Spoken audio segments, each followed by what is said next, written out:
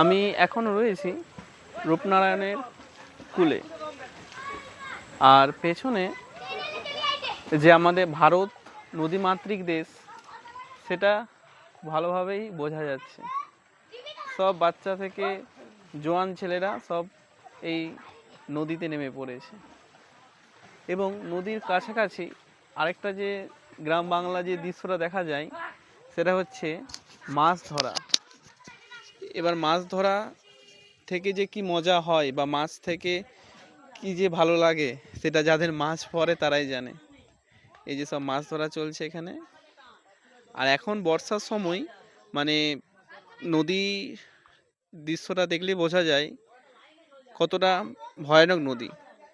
এবং এটা রয়েছে তমলুকের কাছে দনিপুর একটি জায়গায় রয়েছে।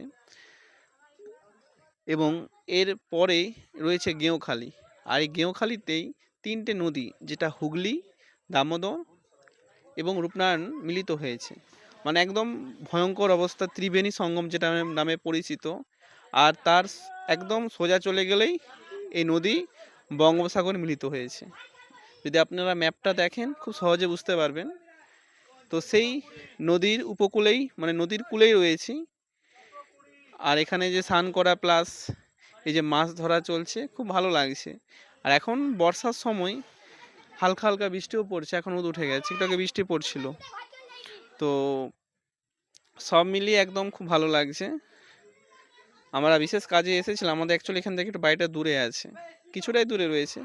তো বিশেষ কাজে এসে এই অপূর্ব দৃশ্যটা আমরা দেখতে পেয়েছি। আর এখন এখানে মানে অসম্ভব কাদা, মানে পা পিছলে পড়ে যাওয়ার খুবই সম্ভাবনা আছে। যাই হোক, আপনারা যদি এই নদীর উপভোগ করতে চান, আর কিছু মাস পর 25শে ডিসেম্বর বা 1 জানুয়ারির সময় এই জায়গাটার নাম হচ্ছে অ্যাকচুয়ালি কন্টাই রোড দিয়ে যাওয়ার দিকেই নারায়ণপুর থেকে একটা রাস্তা এখানে এসে ভোলসরা, এগুলো 25শে ডিসেম্বরে মানে খুব সুন্দরভাবে পিকনিক স্পট নামে পরিচিত। আর এর কাছে কলাঘাট নদী আছে, কলাঘাটে মানে জায়গা রয়েছে, কলাঘাটে কাছেও অনেকগুলো পিকনিক স্পট রয়েছে।